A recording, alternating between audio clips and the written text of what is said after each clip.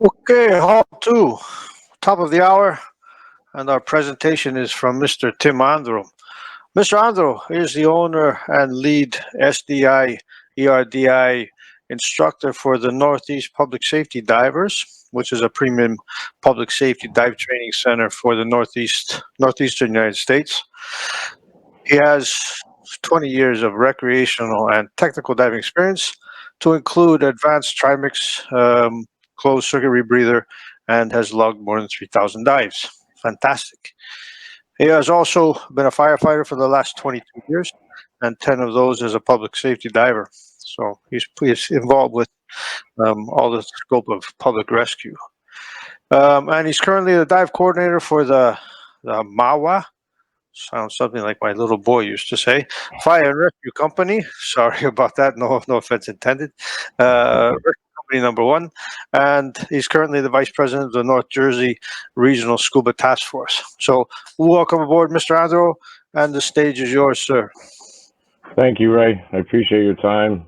Thank everybody for coming to hear me today, and I hope you're enjoying your day and getting a lot of information. I look forward, if you guys have any questions throughout this, just save them for the end. We could talk in the lobby or the question and answers if you need to, so I'm just going to get right to it. This is going to be about a little story of a process our team went through. It was an unfortunate event that ended up turning out to be very beneficial for everybody involved. Like you heard Ray said, my name's Tim Andro. I'll get through this quick and we'll get right to it since Ray did such a great introduction. So the injury, about 2011, our divers were called out. At the time I was not on the team, but I was a fireman on the department and recreational diving on shipwrecks, and I didn't really want to ruin my fun diving with work diving. So I just played fireman for a while, tried to stay away from the team the best I could. 2011, a team was going around looking for a criminal. He had jumped bail. He threw his bracelet in a couple different bodies of water. We were chasing him for a couple days. We ended up in 2011 at a particular quarry. It's very deep, very cold, and an extremely hot day. So the cards were stacked against the team to start with. They were already fatigued from chasing this guy. One of the lead divers at the time did a rapid ascent from 60 feet after about a 15-minute dive. There was a lot of inexperience on the team at the time, and not knowing what you don't know really got them. Throughout the day, I was at work getting phone calls about running dive schedules for 40 feet, 30 feet. They started asking about 80 and 100, and I realized they were getting a little out of their realm, and I offered to go. I ended up getting police escorted, all my tech gear, went to the scene, kind of throwing stuff at the wall, hoping it would work. Got all kitted up. I went in the water. I saw this diver briefly. He said he had a good dive. He felt a little tired, and he did come up a little quick. But in the heat of the moment and at the time, I had an objective, and I was to go look for a victim. So needless to say, in the heat of the moment, the injury went unnoticed until the scene started breaking down and things started happening. This gentleman on the team went home. I got a call from his girlfriend saying, Tim, I see bruising and weird spots all over him I've never seen before, as he was going in the shower. I explained at that moment, you need to tackle him. Don't let him in the shower. We started calling police. Thank God, I mean, he's a fireman. He got police escorted what would normally be about a 40-minute ride to a chamber in New York City in 11 minutes.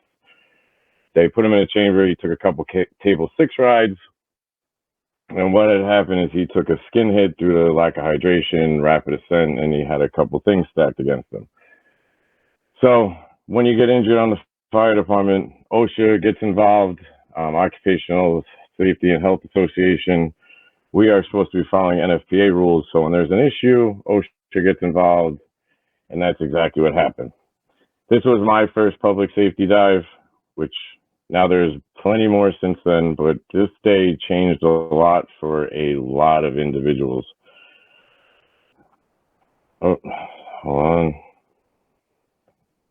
So the aftermath, OSHA came in, yard sailed the team in the sense of dumping training records, looking at everything, the diver, the computer, the equipment, it was pretty bad. And at that time, I was very happy to be an outsider looking in during this. But it hurt to watch the team and my fellow brother firemen go through a situation. And what started showing itself was extremely poor record keeping. They were not logging dives. They were not keeping track of run times, pressures, what the divers had for training, nonetheless, what they were doing for training on a yearly basis. And the severity of the team situation really started showing itself, and it became very scary. So how we operate is with an S.O.G. It's called a standard operating guideline, and there's also an S.O.P., which is a standard operating procedure. Procedures cannot be deviated from and are very rigid. Guidelines we can play with in the field, and we tend to write them with a little bit of gray area so that we can operate safely. And that's where this is all going to, is how do we get the team from being shut down and realizing bad record keeping, poor operating guidelines, and how do we get to a safer place? The biggest issue was everybody on the team said, this is how we've always done it. So they stayed the course. In the fire service, you change leaderships quite often. At the time, the dive team was under the rescue squad, so the rescue captain got to appoint whoever he wanted, and that's who ran the team. They would just do what they knew or thought at the time was right. And as we go on, you'll see how that did not work out for them. So the team got shut down. Not completely. The town didn't abandon them. OSHA didn't abandon the team. And they were all willing to work with them. And that was a saving grace for us. So OSHA allowed us to start retraining. They said, if you start from scratch, we'll work with you. The town said, we'll support you the best we can. And there was a core group of members, and this is where I got involved, that said, let's try to rekindle this team and get it to where it needs to be. The neighboring town we operated with a lot on the fire department had a gentleman. He was an instructor for FDNY, scuba unit, big brass on Rescue 1, and a really solid individual. He offered to help train the team for free. Get the pools, get the locations, bring your gear. Let's start building you guys up, because he did not want to see a dive team go away, because once they're gone, they're never coming back. So we started training very diligently. The instructor brought these guys from right back to open water. He did not play around, too advanced in the public safety training. I had the pleasure of him becoming a mentor, and now a very good friend of mine over the last few years. He's trained my 12-year-old to scuba dive, and he's just a man with a big heart that really helped get the team off the ground, and he was someone that was reputable. So a 2-year process of training, talking to OSHA, trying to get better. We weren't getting any call outs. We were just training and practicing and trying to learn how to be a team. And we had very little guidance or structure on how to accomplish that goal. We ended up going with ERDI. They're based off NSPA. They have different levels of operation. So they have technician, operations, and awareness. This allowed in our field of work to firemen that didn't want to scuba dive, we could give them an awareness certification or make them a tender.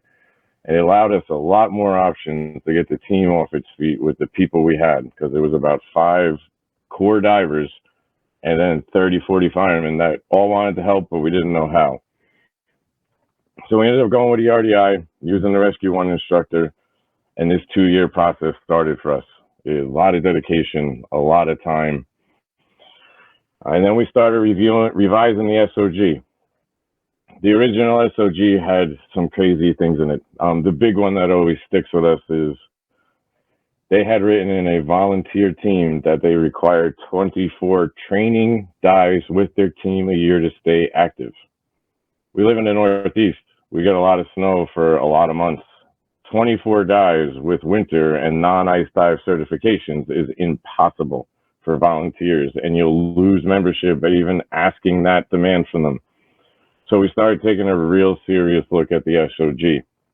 Made a big revision the first time, threw it all out, started all over with the basics of where the team was, a very hard, honest look on what are we capable of doing. And at that time, it was really, we can support other teams, but we cannot function as your primary team. Because we were certified, we were just building. So revision 1 came out and then OSHA approved it. It felt great. We had some trained divers. We had an approved S.O.G, and OSHA was going to let us get back into operating to where we could actually start supporting our own town on our own. So revision 1 ended up with 24 pages. That happened in 2013. I became very involved from the beginning with the team and learned a lot about writing S.O.Gs. So I started rewriting them over and over again. I've written them for our task force at this point, and I became very familiar with the process by talking to people in the industry that knew what they were doing. So we took this as a goal. 2014, we started gaining a lot more knowledge. People started seeing us as a dive team, not individuals trying to rekindle something that a person got hurt. We started pushing that behind us a little bit, and we started gaining the knowledge we needed on building a team, how to operate as one when there's multiple people, what dive procedures worked for us at the time, what didn't work for us to prevent us from getting hurt and allowing us to fail safely. I'm sure everybody heard that term a lot today, and it is gigantic in our world. We are a team, and everything we do is built around failing safely so everybody comes home. So we started applying a lot of this stuff. And honestly, in 2014, I didn't know what failing safely was, but I had an idea of what we needed to do as a team, and that was get everybody home. After taking Gareth's classes and spending time learning this, you start to realize that there's terms for what you're doing, and there's an education behind it to help you do it better. And that's really what this is about, is how we learn to do all this better. 4 to 5 months later, we had revision 2 of our S.O.G. It was up to 50 pages, a lot more options for open water divers, public safety divers, swift water stuff, boat operations, the procedures, and how to do these and fail safely as a team. And in our world, when we put one diver in the water, there are 2 divers dressed and ready to support him. If the multiple divers are in the water, there is multiple safety and 90% divers. This is how we fail safely in our job. We put pieces in place that we can execute and send to help a diver. 2016, we did a revision, 2019 and 2021. We started revising this based on the NFPA. As they do revisions in our world, we keep up with them and we revise our S.O.G to follow suit. We involved the team now in doing the S.O.G. It used to be me, one of the other officers. We talked to the guys and that was it. It was what it was. The chief would approve it. Now we operate more like a team. We have meetings. We have a procedure in place and we challenge the procedure. How do we make it better? How do we make it safer? What can we do to be more efficient, not just throw things at the wall and hope they stick? So we revise these and we meet as a unit constantly now, which was something previous to 2011 and the incident. The S.O.Gs were like 10 years old and never touched. So it was something all the new members, all the teammates are very adamant about, is not letting that go stagnant.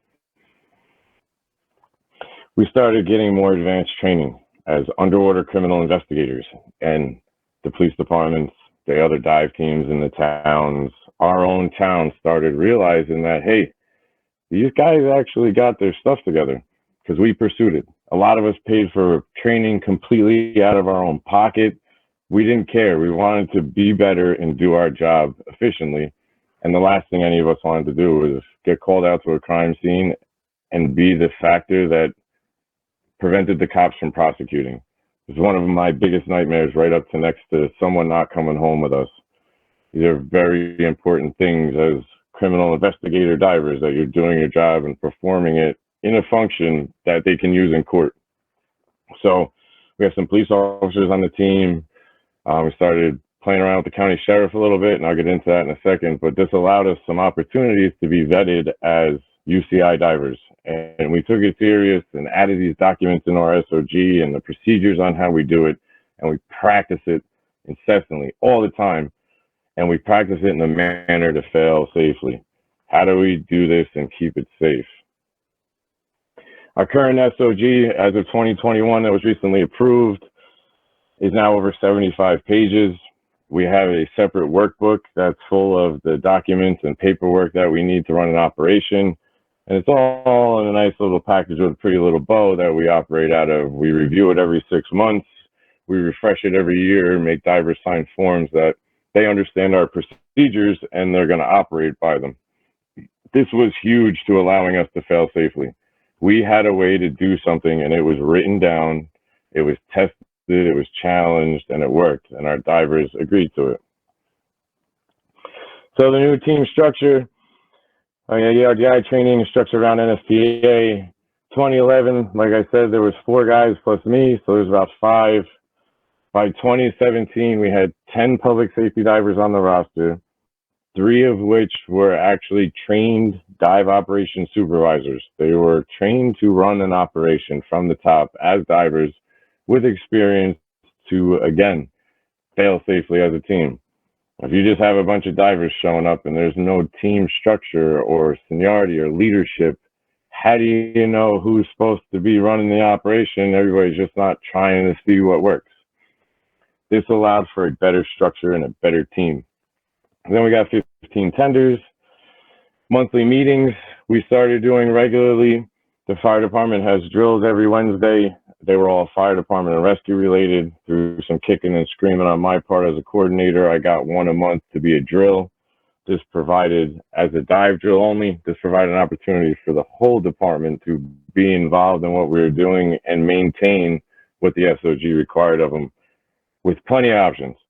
Our divers are now required 4 dives a year, swim tests, physicals, and it's all based on the NFPA, and we're providing them up to 10 to 15 opportunities a year to dive. Plus, this year alone, our team had 11 body recoveries and 22 call-outs. So there's plenty of opportunity now for divers to meet their minimum requirements and it not be too demanding.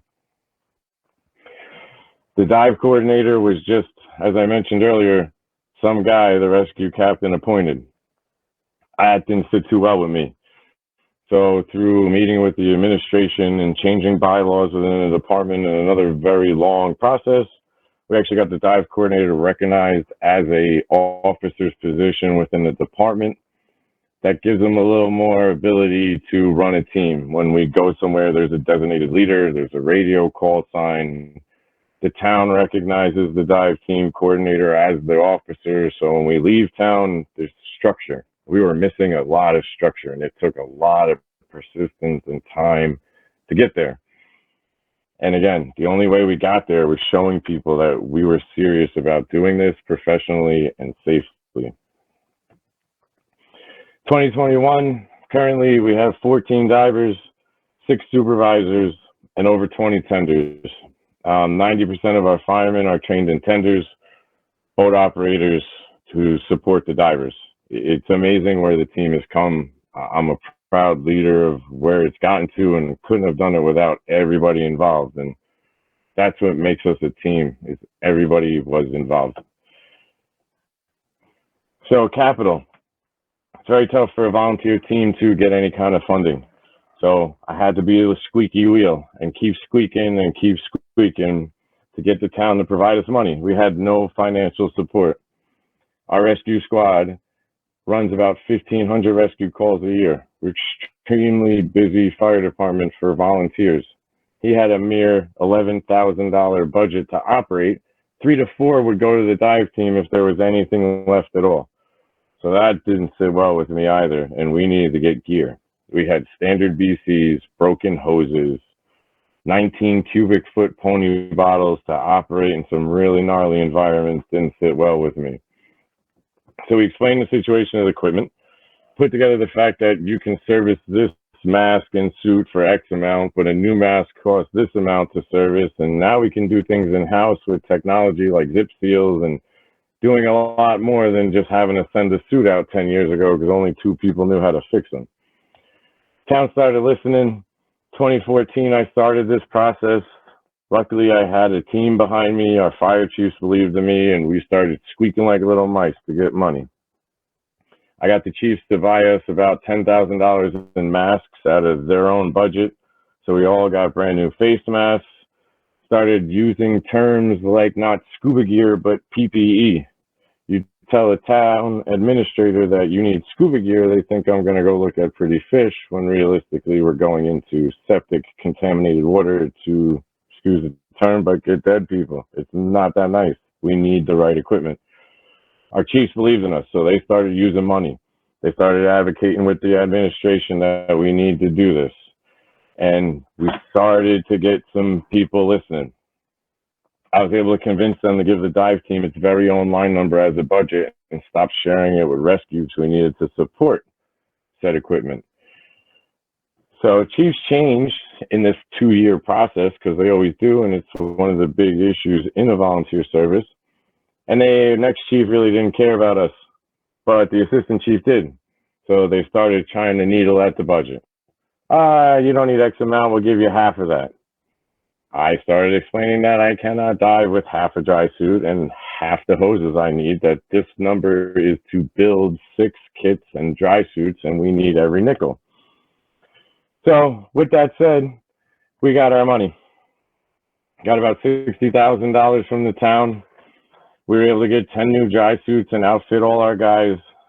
They all look very proud in this picture. It was a very proud day for all of us when that gear came. We switched to backplates and harnesses so we can decon.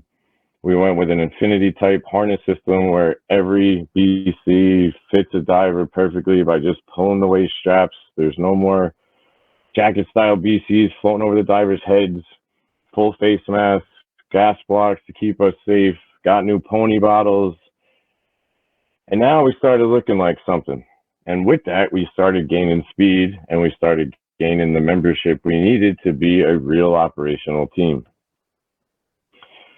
Started doing more, use social media to our advantage. We'd do something, we'd post it. We'd brag about what we were doing, even if it was nothing, just to show people we were out here doing something, and it paid off significantly. The drill nights changed, so the firemen had to be there on Wednesdays. They started seeing what we were doing and started gaining more interest. I used the word old timers with all the respect in the world, because without them, we wouldn't be where we were as a team. And we started getting those individuals back to be mentors and show the young guys how we're supposed to operate. The best tender you can have is one that used to dive, because he knows what you're going through. Started leading by example and allowing the members to contribute. Gareth talks a lot about this in his programs, and it's gigantic. As a leader, I've learned a lot about allowing the team to mitigate a problem, talk it out, brief about it, and figure out how to contribute a change that's efficient. Not just the previous leaders were chest beaters who, this is my team, this is how we do it, and it got them nowhere. It's a new approach where I don't feel like just the leader of our team, and it's nice. Everybody contributes, everybody talks, and we attack. And if it doesn't work, we step back and we do it again.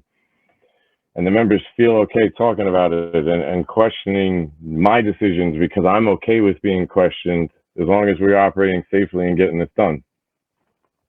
This all started progressing, the people noticing us, the training, the equipment, the fact that we were operating just fine on our own, and we started supporting local teams.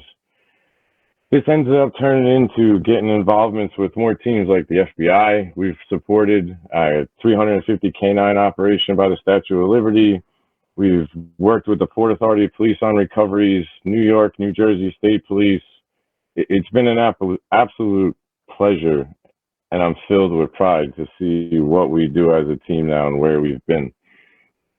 During all this chaos of building a team, the sheriff had a dive team, and they approached the Bergen County 4 dive teams about possibly taking over their operations because they were considering dissolving the sheriff's team.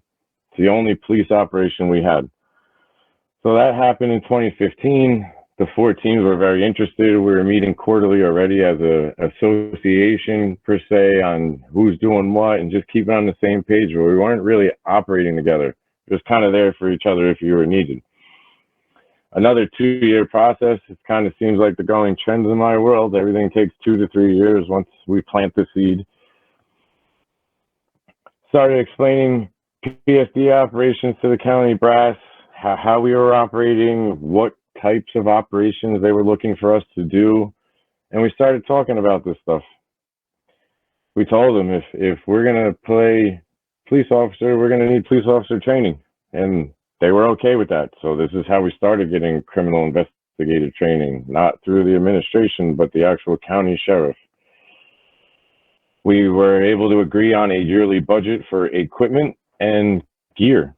We got $25,000 for training a year from the sheriff now and $25,000 for equipment. That's unheard of.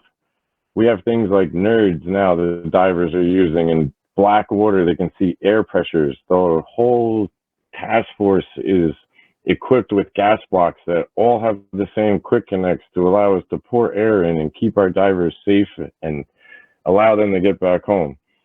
So there was a lot going on in this 5-6 year process. The sheriff really helped make 4 other teams a lot stronger.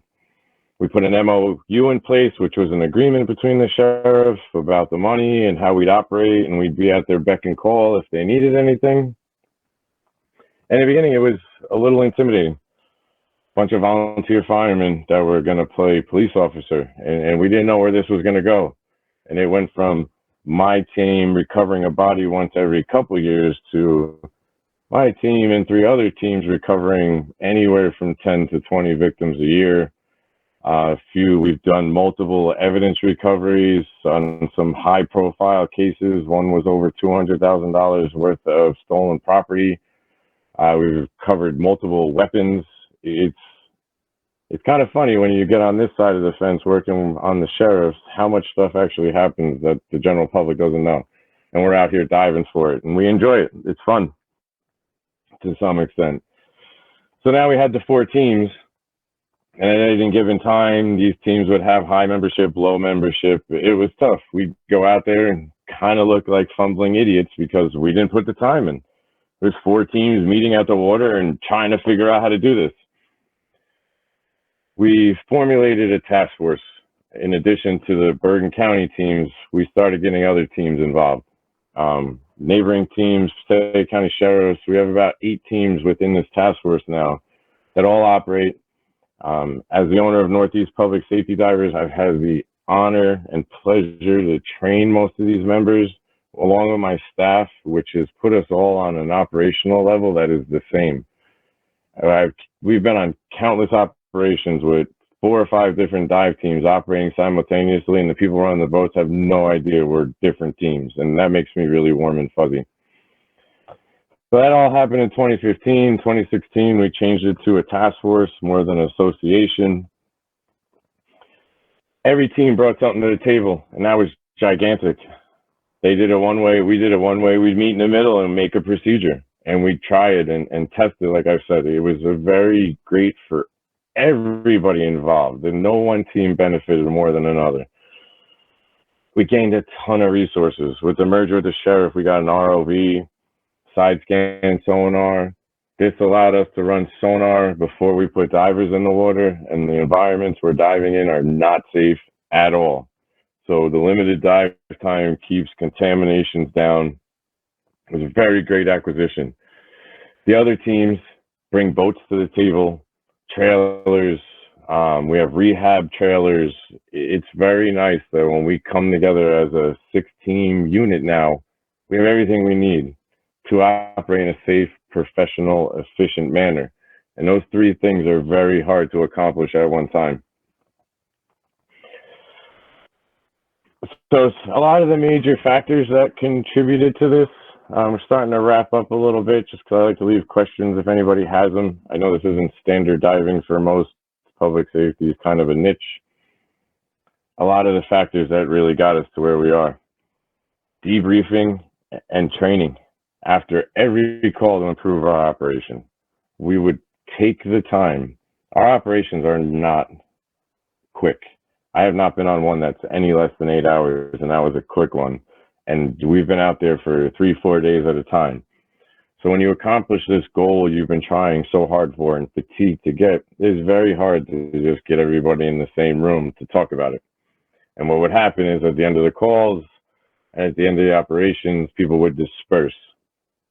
And then you talk to this guy individually, that person individually, and it would never get anywhere, and there was no productivity out of the debrief. The debrief is one of the most important things that got us to where we were. It allowed the leadership to show the members that they wanted to hear their downfalls. I wanted to know where I messed up. How do I hear that unless you tell me after an operation in a debrief how I could have did that better, or what you thought may have worked better at the time? Those conversations is what built our team to where it is today as being something in this area. We encourage members' inputs and ideas without being intimidated. We almost made it so encouraging to talk that if you didn't have something to contribute, we'd kind of harp on you a little bit because there's always something in our world. We're running dive operations in a changing environment. A lot of the places we go to are new, flood situations. It gets insane. So to allow the time to actually have our members say, hey, you know, you asked me to do this search and it didn't work. Maybe next time we try this, then we go out and train on it. And it proved to be extremely beneficial to everybody. We train and operate to fail safely as a team. I brought that up a lot throughout the presentation, and it is one of our key factors, is to fail safely. We do not go to the pool on training day in t-shirts and shorts and just jump in the water and play around. Our divers hate us, but they're dressing full tilt, full undergarments, dry suits, face masks, sealed gloves, seal hood, complete encapsulation, and they're going in the 6 foot of water in the pool, and they're going to practice. And our tenders are logging what they're doing in the pool. It's a process that allowed us to not deviate from what we're doing. So when we go out in the field, what we did in the pool was the same as what we're doing in the field, and vice versa. And this kept us from having any kind of bad habits in our operation. So we always try and train to fail safely. We have learned to embrace our deficiencies instead of hiding them. The previous team, previous leaders, they were very chest beaters. This is how we did it. We're not going to change. It works. But little to them, lack of education, it wasn't working. We've learned it was a ticking time bomb waiting to bite them. And we want to prevent that every chance we can. So we prevent that by, sometimes it's joking, sometimes it's very direct, but we embrace our deficiencies instead of hiding them. Man, I sucked at that today. I got to do better. Or, hey, what was wrong? I saw this. Did you realize? These little conversations throughout the debrief, cumulatively, is what encouraged our divers to talk to us as leaders. It encouraged them to challenge our procedures to make them fail safely. It encouraged everybody to stay within the limits of our operations and our training, because we knew if I couldn't do it, the next diver had the training, and maybe today was his day and he could do it. And instead of being a chest beater, I'd slide aside and let the guy that at that day was ready to go do it.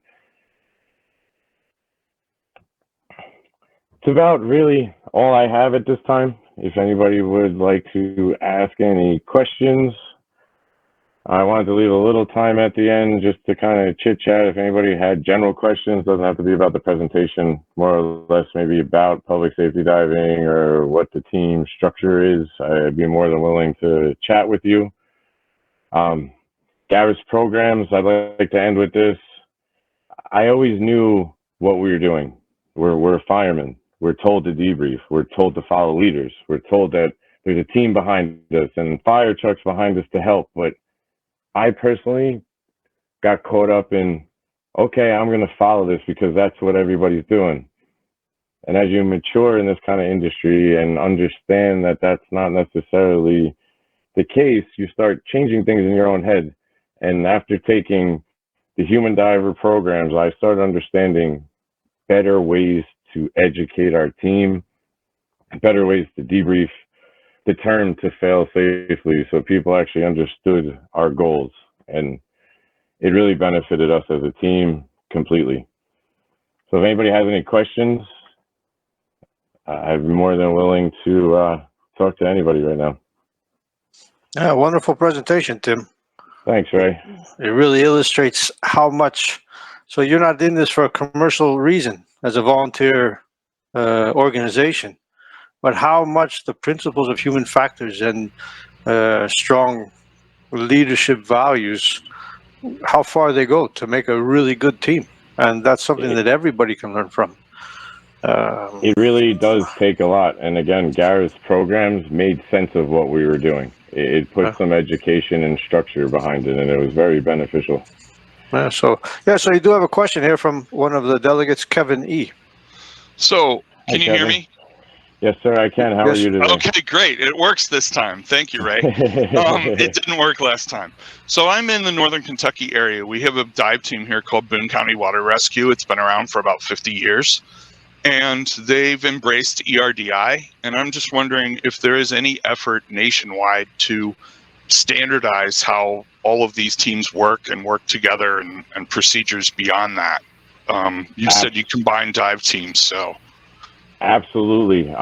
You know Mark Phillips? Have you heard of him? PSD Diver Monthly? No, actually, that I know.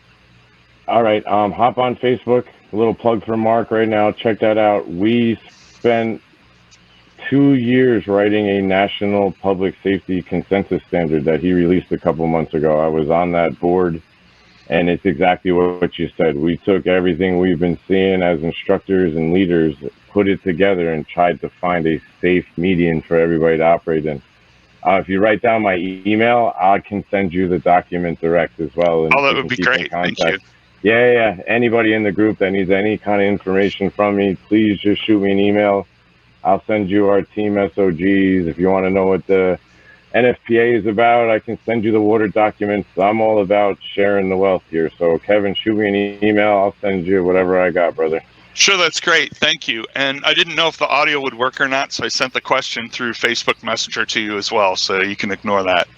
All right, not a problem at all. Shoot me an email, and we'll stay in touch. Fantastic. Thanks for your question, Kevin.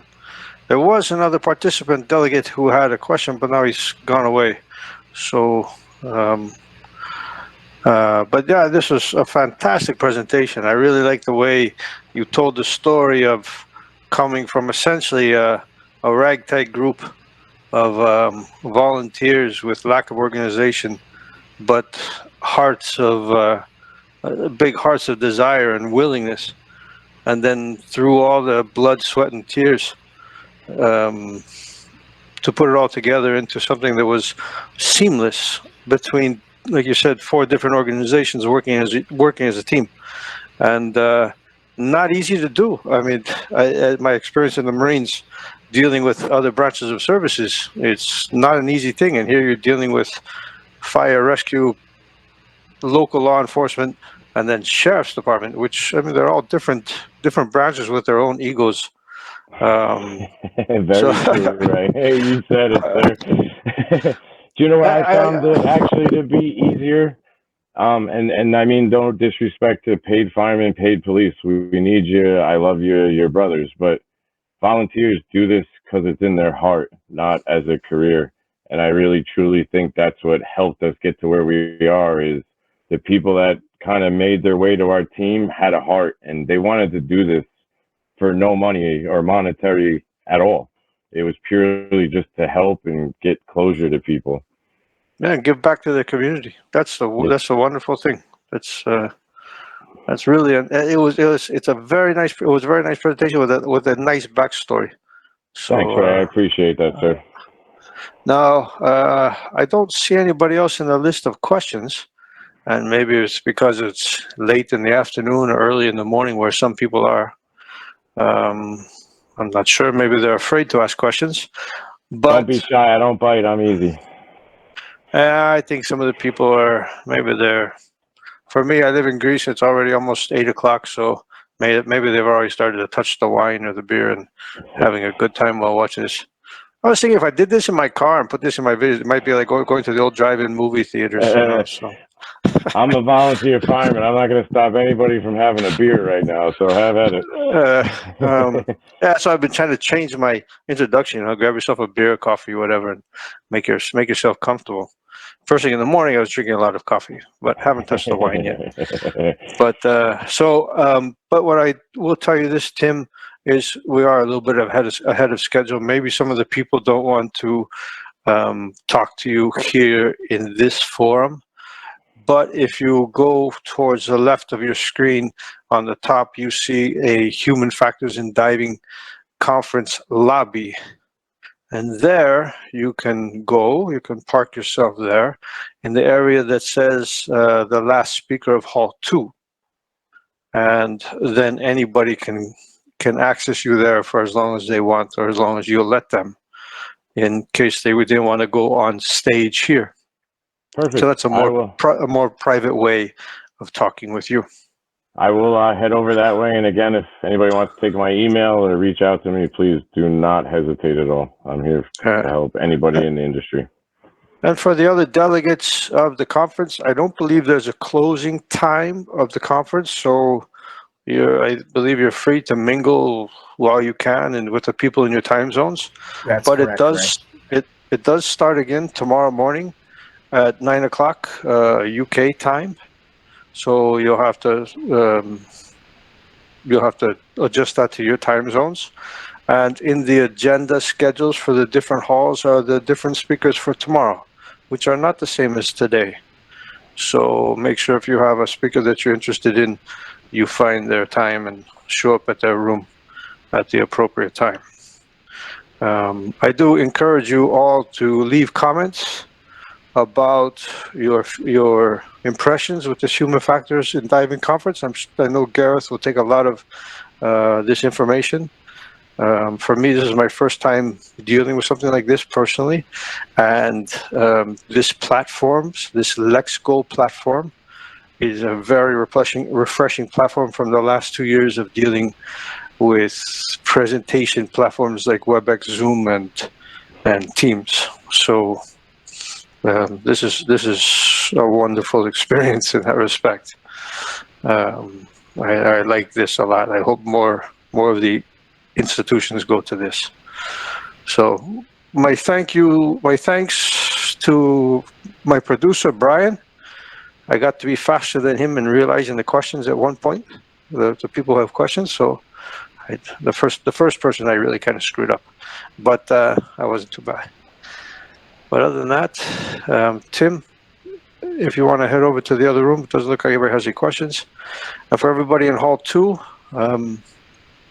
we will end this presentation. If you want to see Tim, please go to the lobby or jump in one of the other presentations that's still going. Thank you, Ray. Have a good night. Yep, you too, man. Take care. Bye, buddy. Brian, cheers, huh? Cheers indeed. Thank you for your help, Ray. Job well done. Enjoy the pizza and everything else there in Phoenix, or whatever's in Phoenix. I haven't been to Phoenix for a long. I haven't been back to the States in many years. Well, so I think I want to come see you. You've got the right approach. So well, the last time I was in the States was in 2019, and I hadn't been there almost 20 years. In 1999, I left the States and I moved to Greece, and I didn't go all the way into the States. I'm from California, but I went to Puerto Rico for work, and passing through JFK, and on the way to Puerto Rico, I had 5 or 6 hour layover in Atlanta, and I really forgot what America was like. I really did. I've been lucky enough to have traveled and worked and visited for fun as well. 52 different countries around the globe on 6 of the 7 continents. And so I've had my fair share of travel, and, it's such a wise thing to do to get a better idea of what the human experience really is, Yeah. And when I came back, when I was on my way back to Greece, I had to go through JFK, and it was just before Christmas, and it was snowing, and typical JFK, and just a few days before Christmas and traffic and everything else. You couldn't get to Greece fast enough, could you? I was really. It was actually a Ray Bradbury thing. It was like a big culture shock for me. Yeah. Going back to the States after 20 years, I had forgotten the American lifestyle. I really had. It's very different, right? The most interesting one for me was in 2019. My wife and I went to Japan for 17 days, and the difference between a selfless culture and an incredibly selfish culture. Culture. It was just like, oh my goodness gracious. And so, yeah, it's something. It's something. Well, please, I was talking to Janice, like earlier in the morning, but please pass on to the boss or whoever this is.